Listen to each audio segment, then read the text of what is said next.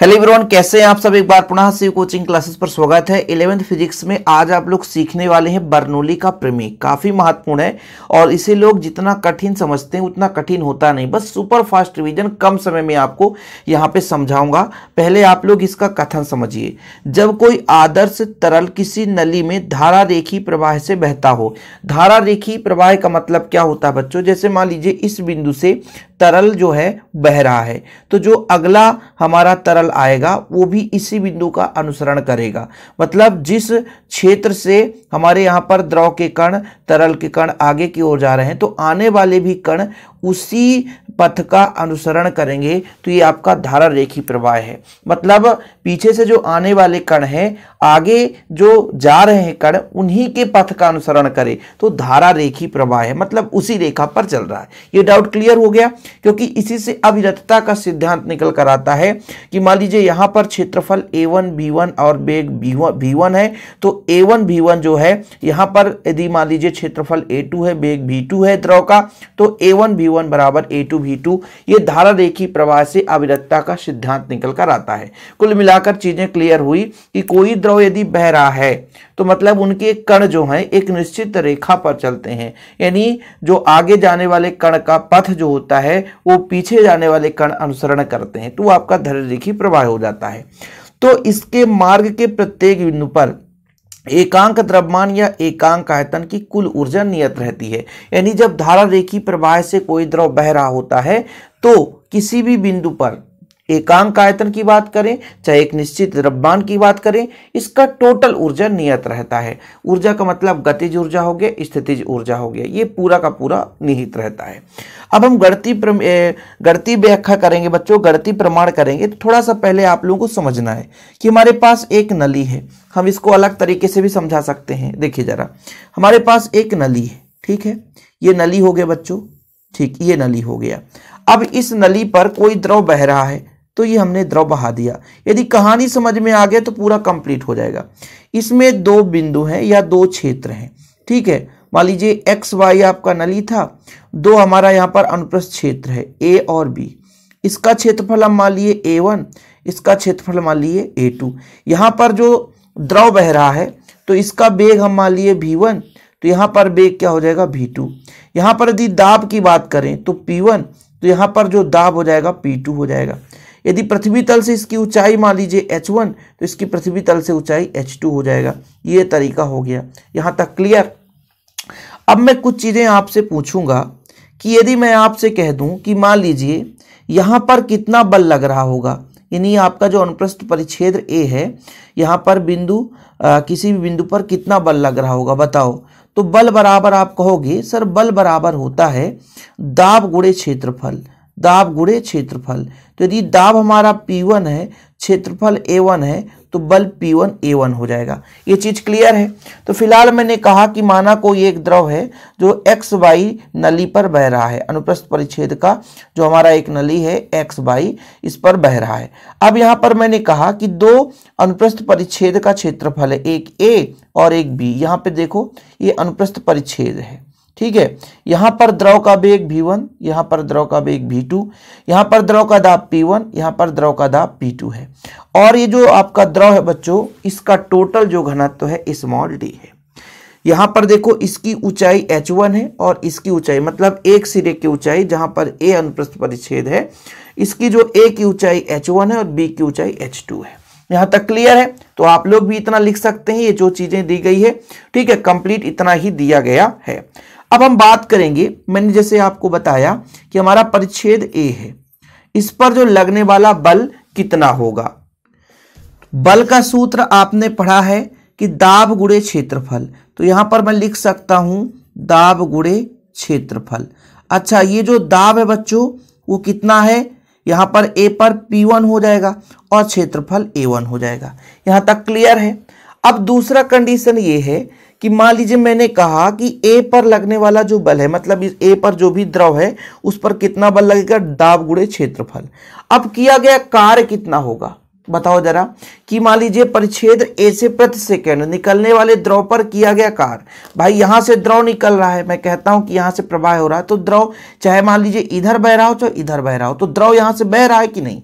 तो ए पर जितना भी द्रव बह रहा है तो उसके द्रव पर कितना कार्य होगा, तो कार्य का सूत्र होता है बल गुणे विस्थापन। वेग ही विस्थापन है, तो v1 हम वहां पर विस्थापन के नाम से जानेंगे। तो बल हमारा ये हो जाएगा P1A1 और विस्थापन हो जाएगा आपका v1। तो यहां पर मैं लिखूंगा बच्चों परिच्छेद ए से प्रति सेकंड द्रव पर किया गया कार्य। तो आप कहोगे ये जो किया गया कार्य का सूत्र क्या होता है, बल गुणे दूरी। वही है, दूरी है विस्थापन वही चीज है ना, तो परेशान मत होना। अब बल कितना बच्चों P1A1 और आपका दूरी हो जाएगा v1। तो परेशान मत होना कि सर ये कहां से आ गया। बल गुणे विस्थापन की बात की जाए चाहे बल गुणे यहां पर दूरी की बात की जाए, ठीक है, वह आप इसी प्रकार से B पर जो द्रव बह रहा है बच्चों उस पर टोटल कितना कार्य हो जाएगा, तो P2, A2 और V2। एक लाइन और लिखो कि परिक्षेत्र B से प्रति सेकंड जो द्रव निकल रहा है बच्चों उस पर यहां पर कार्य हो गया। तो सबसे पहले मैंने बल निकाला, बल का सूत्र होता है दाब गुणे क्षेत्रफल। दूसरे कंडीशन पर वहां पे जितना द्रव बह रहा है उस पर कार्य निकाला। अब मैं आपसे कह दूंगा कि मतलब कुल कार्य कितना हो जाएगा, तो अधिक वाले में से कम वाले को मैं घटा दूंगा। मतलब द्रव पर किया गया कुल कार्य, तो आप कहोगे सर अधिक में से हम कम वाले को घटा देंगे। मतलब P1A1 V1 में P2A2 V2 को घटा देंगे। अब यहां से लगेगा अविरतता का सिद्धांत। इसको एक समीकरण भी दे सकते हैं, थोड़ा सा ध्यान दीजिएगा। यहीं से हम लगाएंगे बच्चों अविरतता के सिद्धांत से। अविरतता का सिद्धांत क्या कहता है, अविरतता के सिद्धांत से, ठीक है, अविरतता के सिद्धांत से, अविरतता का सिद्धांत ये कहता है कि A1 V1 जो है वो A2 V2 के बराबर होता है। A1 V1 जो बच्चों A2 V2 के बराबर है, ये अविरतता का सिद्धांत कहता है। ठीक, अब मैं आपसे कह दूं कि प्रति सेकंड मतलब इकाई समय में प्रति सेकंड बहने वाली द्रव का द्रव्यमान। आप बताओ द्रव्यमान का फार्मूला क्या होता है, कोई बता सकता है? द्रव्यमान का होता है आयतन गुणे घनत्व। आयतन गुणे घनत्व यही होता है कि नहीं होता है? आयतन गुणे घनत्व मतलब द्रव्यमान यदि स्मॉल m है तो आयतन आपने पढ़ा है, आयतन कितना है टोटल, आयतन टोटल कितना वहां से जा रहा है, तो कितने क्षेत्रफल से कितने वेग से जा रहा है ये आयतन बताता है। और घनत्व ये पहले के लिए हो गया। दूसरे के लिए हो जाएगा A2 V2 और D। मतलब मैं A1 V1 बराबर निकालूं तो आपका आ जाएगा m/d बराबर हो जाएगा A1 V1 बराबर A2 V2। ठीक है, मतलब A1 V1 और A2 V2 ये तो दोनों बराबर है अविरतता के सिद्धांत से। इसके जगह हम m/d लिख सकते हैं, इसके जगह हम बच्चों m/d लिख सकते हैं। तो ये समीकरण 1 से आप कह सकते हो, समीकरण 1 से। समीकरण 1 में आपने निकाला था कि द्रव पर किया गया कुल कार्य, द्रव पर किया गया कुल कार्य आपका था P1A1 है ना, और V1, तो आपका हो जाएगा P1 m/d minus P2 m/d। ठीक है, यदि हम बच्चों m/d बाहर ले लें तो हो जाएगा P1 माइनस P2। इसको आप समीकरण 2 दे सकते हो। ये कहां से आ गया, यहां पर देख लो ना भाई, यहां पर देख लो A1 V1 A2 V2, इसके हम जगह m/d लिख सकते हैं अविरतता के सिद्धांत से, जैसा कि आपको मैंने यहां पे समझाया। अब इसके बाद बच्चों मैं यदि आपसे कह दूं कि A पर प्रति सेकंड बहने वाले द्रव की स्थितिज ऊर्जा निकालो, ये तो कार्य निकल कर आ गया। अब स्थितिज ऊर्जा कितना होगा, तो स्थितिज ऊर्जा का सूत्र होता है mgh। अब 1 हो जाएगा क्योंकि A की ऊंचाई h1 है। ठीक है, ये A पर है, ठीक है, तथा B पर मैं आपसे कह दूं, तथा B पर स्थितिज ऊर्जा तो आप कहोगे सर mgh तो ही फार्मूला होता है, तो H2 हो जाएगा। ये स्थितिज ऊर्जा हो गया। इसी प्रकार से मैं कहूंगा कि द्रव की स्थितिज ऊर्जा में कितना वृद्धि हुआ, दोनों जगह में कुछ ना कुछ डिफरेंस हुआ होगा।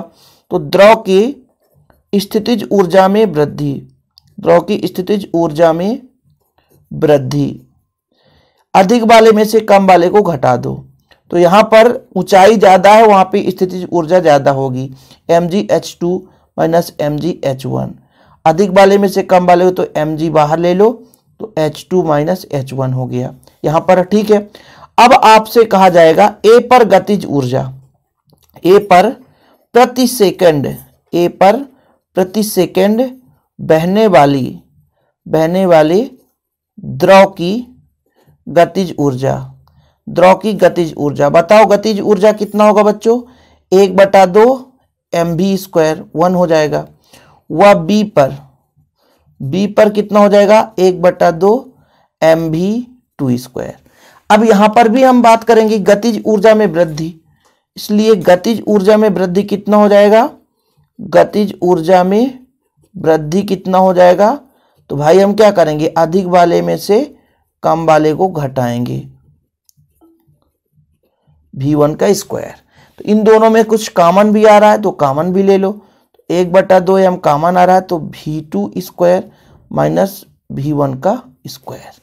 ये हो गया बच्चों यहां तक कंडीशन। बस 2 मिनट का और समय। आगे लिखना है बच्चों ऊर्जा संरक्षण के नियम से। ऊर्जा संरक्षण का नियम क्या कहता है? ना तो ऊर्जा नष्ट होती ना तो उत्पन्न होती है। मतलब द्रव पर जितना कार्य होगा वही ऊर्जा में वृद्धि के बराबर होगा। मतलब द्रव पर टोटल कार्य कितना था आपने पढ़ाई है अभी कि मान लीजिए m/d था, P1 माइनस P2, ये तो आपने पढ़ा है। स्थितिज ऊर्जा में वृद्धि आपने भी पढ़ा है। यहाँ पर देख लो भाई, ये है आपका कि आपका था कितना mgh2 माइनस h1। फिर आपने गतिज ऊर्जा में पढ़ा 1/2 m, ठीक है, v2² माइनस v1 का स्क्वायर। देखो भाई हर जगह से m को कैंसिल कर दो, हर जगह को मतलब हर जगह m है ना, उसे यदि कैंसिल करोगे तो कितना आएगा? m हटेगा, d को इधर ले जाओ तो यहाँ पर बचेगा p1 माइनस p2, ठीक है। d इधर जाएगा तो यहाँ पर कितना हो जाएगा? g बचेगा और d भी चला गया तो ये हो गया h2 माइनस h1। फिर प्लस बच्चों d इधर जाएगा तो 1/2 d v2² माइनस v1 का स्क्वायर। अब देखो बच्चों p1 है तो इसको रहने दो, 1 वाला इधर आएगा तो गुणा हो जाएगा, गुणा होकर के इधर आएगा, या कि एक और कर दो तो ठीक रहेगा सर, तो अच्छा रहेगा समझने के लिए। जैसे यहाँ पे gdh2 माइनस gdh1, फिर प्लस का 1/2 d v2² minus 1/2 d v1 का स्क्वायर। 1 को एक साथ ले लो, 1 प्लस d gh1 वही है, और इसको ले आओ प्लस 1/2 d v1 का स्क्वायर। इधर हो जाएगा p2 प्लस d gh2 वही है ना, इधर उधर आप परेशान मत होना, 1/2 d v2²। ये दोनों बराबर है, मतलब हर बिंदु पर समान है। अर्थात हम कह सकते हैं p plus dgh plus 1/2 dv1 square बराबर एक नियतांक, एक नियत वैल्यू आएगा जो कि दोनों जगह पर समान होगा। यही बर्नौली का प्रमेय है, यही बर्नौली का प्रमेय है। इससे आप थोड़ा सा अरेंजमेंट भी कर सकते हो। जब d इधर लाओगे बच्चों तो p/d हो जाएगा प्लस gh प्लस d इधर आ गया है, पक्षांतर हो गया है, तो यहाँ पर बचेगा 1/2 v² बराबर नियतांक। हालांकि यहीं तक लिखोगे और लिख दोगे यही बर्नौली का प्रमेय है, तो बच्चों आप मात्र 10 मिनट में बर्नौली का प्रमेय सीख चुके हैं। ठीक है, तो सिस्टमेटिक ढंग से मैंने आपको कराया है, इसी तरीके से आपको एग्जाम में लिखना है। ओके, फिलहाल अभी के लिए इतना ही। मिलते हैं अगली वीडियो के साथ। यदि चैनल पे पहली बार है चैनल को सब्सक्राइब कर लें, और यदि नोट्स लेना है तो कॉन्टैक्ट नंबर मैं आपको दे दूंगा। 100 रुपीज़ चार्ज है, लेकिन प्रॉपर रूप से नोट्स दिए जाते हैं। कॉन्टैक्ट नंबर है 9685299149, 96 85 29 91 49। जय हिंद, वंदे मातरम।